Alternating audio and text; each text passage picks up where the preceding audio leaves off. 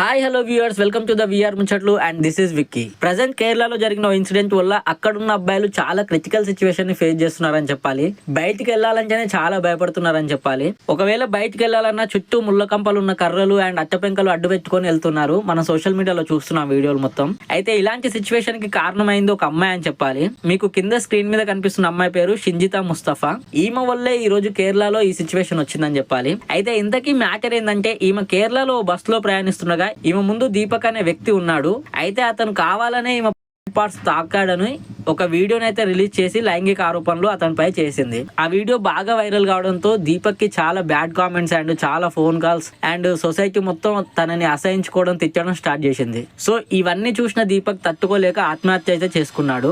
So Deepak జనవరి 2026 17 తారీఖు అయితే చనిపోయాడు. సోషల్ మీడియాలో బాగా వైరల్ కావడంతో అందరూ తనని తిట్టడంతో ఏం చేయాలో అర్థం కాక దీపక్ అయితే సూసైడ్ చేసుకున్నారు. అయితే ఇంతకీ మ్యాటర్ ఏంటంటే, ఈ అమ్మాయి కావాలనే పబ్లిసిటీ కోసం ఆ వీడియో తీసి వైరల్ చేసిందని అయితే అందరూ అంటున్నారు. యాక్చువల్ గా ఆ వీడియో రిలీజ్ అయినప్పుడు అయితే అందరూ దీపక్ నే తప్పు పట్టారు. ఒక అమ్మాయిని పాటలు తాగడం తప్పు, అమ్మాయిలు బయటకు వెళ్ళడమే తప్ప అమ్మాయిలు స్వేచ్ఛగా తిరగనివ్వరా, ఇలాంటి మృగాలున్న ప్రపంచంలో ఎలా బతకాలంటూ అందరు దీపక్ ని తప్పు పట్టారు. కానీ ఎప్పుడైతే దీపక్ ఆత్మహత్య చేసుకున్నాడో అప్పటి నుంచి మళ్ళీ అమ్మాయిని తప్పు పడుతున్నారు.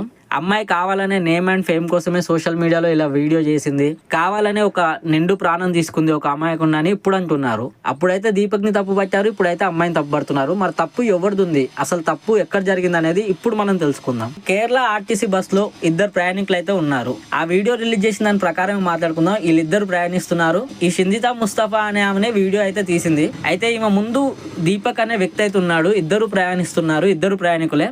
అయితే బస్ అయితే రష్ గానే ఉంది, మనకు తెలుస్తుంది ఆ వీడియోలో. ఇప్పుడు బస్సులను తర్వాత జనరల్ గా రష్ గానే ఉంటాయి, అదేం మన ప్రైవేట్ వెహికల్ అయితే కాదు. సో బయటకు వెళ్తున్నప్పుడు తెలుసో తెలియకనో ఒకరినొకరు తాకడం అయితే సహజమనే చెప్పాలి. సో ఖచ్చితంగా మనం బయట ప్రయాణం చేస్తున్నాం అంటే ఖచ్చితంగా తాకుతూ ఉంటారు. సో ఆ వీడియోలో కనిపిస్తున్న దాని ప్రకారం అయితే అతను ఎక్కడ నాకు ఇంటెన్షనల్ గా ఈమెను టచ్ చేస్తున్నట్టు అయితే అనిపించలేదు. ఎందుకంటే ఆ వీడియో తీసింది కూడా ఈ షింజితా ముస్తఫా అనే వ్యక్తే.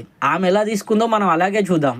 నాకైతే అతను కావాలని టచ్ చేస్తున్న విధంగా అయితే అనిపించలేదు. ఇంకా కరెక్ట్ గా మాట్లాడాలంటే ఈమె కావాలని టచ్ చేయించుకున్నట్టు అనిపించింది. సో అక్కడ తప్పు అవ్వదంటే నాకైతే తప్పు అవ్వది కనపడలేదు. సో మనం ఒక రష్ ఉన్న బస్ లో ట్రావెల్ చేస్తున్నామంటే ఖచ్చితంగా కో ప్యాసింజర్స్ టచ్ అవుతారు. సో అది మన ప్రైవేట్ వెహికల్ కాదు, ఎవరిని తప్పబట్టనీకి ఉండదు. సో ఓకే, టచ్ అవుతున్నారంటే అవుతున్నారేమో, మేబీ రష్ ఉంది బస్ లో, ఫుల్ పబ్లిక్ ఉన్నారు, అవుతున్నారేమో. ఇప్పుడు ఈ అమ్మాయి ఎవరైతే ఉన్నారో షింజితా ముస్తఫా అనే అమ్మాయి, ఈమె పోయి తాకించుకునేటట్టు అనిపిస్తుంది వీడియో అయితే. సరే, కావాలంటే దీపక్ ఇంటెన్షన్ గానే టచ్ చేశాడు అనుకుందాం, కానీ అదే బస్ లో ఈమె ప్రశ్నించవచ్చు కదా, ఈమె ప్రశ్నించలేదు. సో ఈమె తప్పు కూడా ఉంది. లేదు కాదు అంటవా, ఆ వీడియో తీసుకుపోయి అట్లనే పోలీస్ స్టేషన్ లో చూపించి, సార్ పలానా అబ్బాయి నన్ను కావాలని టచ్ చేశాడు, నా కో ప్యాసింజర్ అని అంటే అక్కడ పోలీసులు కూడా తగిన చర్యలు తీసుకునే వాళ్ళు. కాకపోతే ఇక్కడే ఈ షింజితా ముస్తఫా అనే అమ్మాయి ఎవరైతే ఉన్నారో ఈ రెండు పనులు చేయలేదు. కావాలని వీడియో తీసి ఆ వీడియో కవరేజ్ కోసం ఈమెనే ఆయన దగ్గరకు పోయి మరీ టచ్ చేయించుకున్నట్టు అనిపించింది ఆ వీడియోలో మాత్రం. మీరు కూడా వీడియోలో చూసే ఉంటారు, మీ అభిప్రాయం కూడా చెప్పండి. నాకైతే అలాగే అనిపించింది. సో ఇంకా దారుణం ఏంటంటే, ఆమె వీడియో తీస్తూ కూడా అసలు జరగడం లేదు. సో మనకు వాళ్ళని టచ్ అవుతున్నారు, మనకు ఆ టచ్ ఇష్టం లేదు, అది బ్యాడ్ టచ్ అన్నప్పుడు మనం ఖచ్చితంగా పక్కకి వెళ్ళిపోతాం. మనం కావాలని అక్కడే ఉండి నన్ను టచ్ చేయండి అని అయితే అనం కదా. సో అతనైతే మళ్ళీ ఉన్నాడు ఇంటెన్షనల్ గా ఈమెను చూస్తూ ఈమెను టచ్ చేస్తూ అయితే నాకు అనిపించలేదు. ఈమె అతని వైపు చూస్తూ వీడియో తీసి దగ్గరికి వెళ్తున్నారు. నాకైతే ఆ వీడియోలో ఆయన తప్పైతే అనిపించలేదు, దీపక్ ఉన్నారు కదా, ఆయన తప్పైతే అనిపించలేదు. ఈమె కావాలని social media publicity and fame కోసం చేస్తుందేమో అనిపించింది. అండ్ అంతగా ఆయన తప్పు చేస్తుంటే అదే నలుగురు ఉన్నప్పుడు నువ్వు ప్రశ్నించుంటే అక్కడ నీకు న్యాయం జరిగేది. కాదంటవా, నువ్వు స్టేషన్కి వెళ్ళి సార్ నాకు ఇలా జరిగిందని ఆ వీడియో చూపించుంటే అప్పుడు నీకు న్యాయం జరిగేది, ఓ కౌన్సిలింగ్ 2 దెబ్బలు వేసి ఆయనకు న్యాయం జరిగేది. నువ్వు ఆ రెండు చేయకుండా ఆ సోషల్ మీడియాలో ఆ వీడియోని ఎత్తి నీ నేమ్ అండ్ ఫేమ్ కోసం ఆ వీడియోని వైరల్ చేయడం వల్ల ఈ రోజు నిండు ప్రాణం పోయింది. ఇప్పుడు నువ్వేం చేసినా గానీ ఆ ప్రాణాన్ని అయితే తీసుకురాలేవు. సో ఇది మాత్రం తప్పని చెప్పాలి. సొసైటీలో పబ్లిక్ కూడా ఎంత దారుణంగా ఉన్నారంటే, అమ్మాయి ఒక వీడియోని పోస్ట్ చేయగానే అది ఎంతవరకు నిజం, ఏం జరిగిందని తెలియకుండా వెంటనే వేసేసుకున్నారు. ఈ రోజు నిండు ప్రాణం పోయింది మీ వల్ల. ఇప్పుడు వస్తుందా?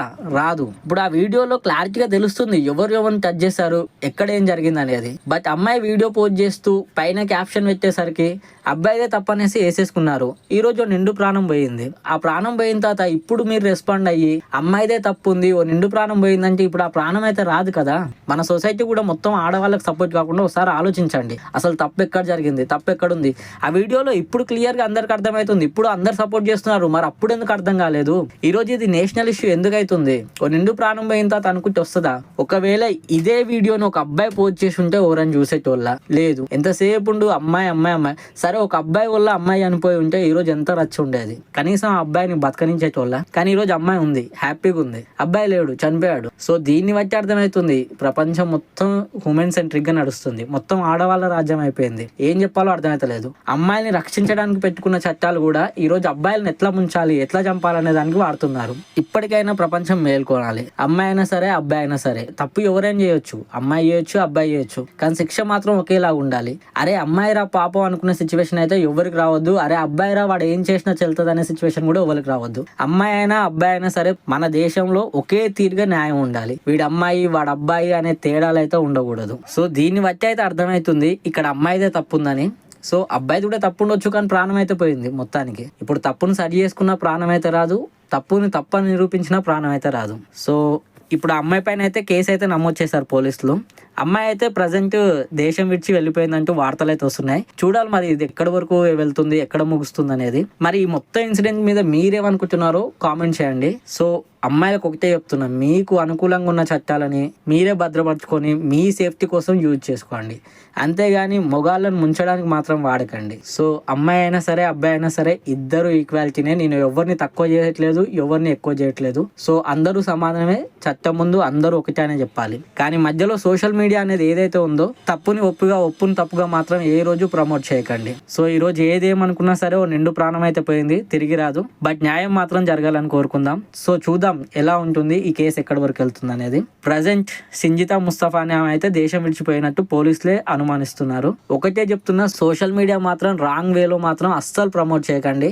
ఈ రోజు సోషల్ మీడియా వల్లనే ఒక ప్రాణం పోయిందని చెప్పాలి. అమ్మాయి ఎంతవరకు తప్పు చేసిందో తెలియదు, కానీ ఆ వీడియో వైరల్ కావడం వల్ల, అతను ఎదుర్కొన్న సిచ్యువేషన్ వల్ల, ఆ ఒత్తిడి వల్లనే ఆత్మహత్య చేసుకున్నాడు. సో సోషల్ మీడియాలో దయచేసి ఎవ్వరు తప్పుడు ప్రచారం అయితే చేయకండి. ఇంతవరకు మా కంటెంట్ చూశారంటే ఎంతో అంత నచ్చిందని అనుకుంటాం. నచ్చితే ఖచ్చితంగా లైక్ చేయండి, షేర్ చేయండి అండ్ సబ్స్క్రైబ్ చేసుకోండి. ప్రతి ఒక్క టాపిక్ పైన మనం రియాక్ట్ అవుతాము. సో ఖచ్చితంగా ఇలాంటి టాపిక్స్ కావాలంటే ఖచ్చితంగా సబ్స్క్రైబ్ చేసుకోండి. And finally this is Vicky, VR ముచ్చట్లు, సైనింగ్ ఆఫ్.